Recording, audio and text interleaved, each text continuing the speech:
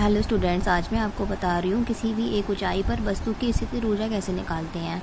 यदि m द्रव्यमान की कोई वस्तु है, ठीक है, उसको ज़मीन की सतह के ऊपर हम h ऊंचाई तक ऊपर उठाते हैं, तो पृथ्वी का जो गुरुत्वीय खिंचाव है या बल है वो उसे नीचे की ओर खींचता है। ठीक है, तो वस्तु को हमें ऊपर उठाने के लिए उस बल के विरुद्ध कार्य करना पड़ेगा। ठीक है, तो गुरुत्वीय बल के विरुद्ध में किया गया कार्य ही वस्तु में स्थितिज ऊर्जा के रूप में संचित हो जाता है। अतः किया गया कार्य बराबर हो जाएगा W बराबर बल गुणे विस्थापन। ठीक है, यही आपका विरुद्ध किया गया कार्य है, गुरुत्वीय बल के विरुद्ध किया गया कार्य, जो कि स्थितिज ऊर्जा के बराबर होता है।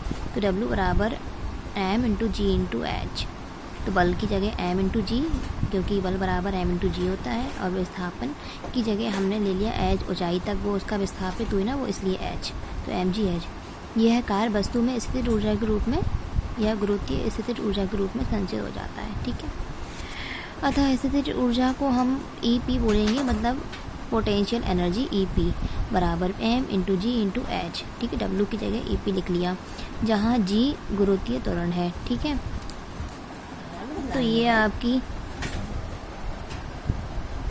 आपका क्या है, वस्तु है। ठीक है, ये आपका m द्रव्यमान की वस्तु है। ये उसको ऊपर उठाया मैंने पहले h ऊंचाई तक। ठीक है, फिर h ऊंचाई तक ये ऊपर उठाया, तो ये एरो है। ठीक है, फिर ये जो आपका पाथ है ये आपका ऐसा हो जाएगा। ठीक है, m द्रव्यमान तक ही है, लेकिन h ऊंचाई तक ही है, लेकिन पाथ जो है चेंज हो जाएगा। ठीक है, क्योंकि विरुद्ध जब कार्य करते हैं तो चेंज हो जाती है। स्थितिज ऊर्जा EP बराबर mgh।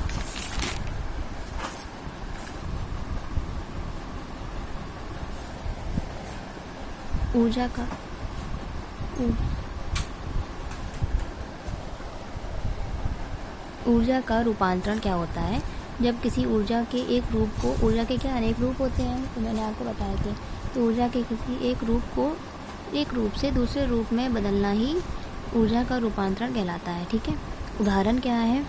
उदाहरण है इसके, जैसे मैं आपको बता दूं, कोई वस्तु जितनी ज़्यादा ऊंचाई पर रहती है तो उसकी स्थितिज ऊर्जा बहुत अधिक होती है और गतिज ऊर्जा कम होती है। ठीक है, तो जब से कोई वस्तु ऊंचाई पर है तो उसकी स्थितिज ऊर्जा तो पूरी है, लेकिन जैसे जैसे ये नीचे की ओर आती है तो स्थितिज ऊर्जा घटती जाएगी।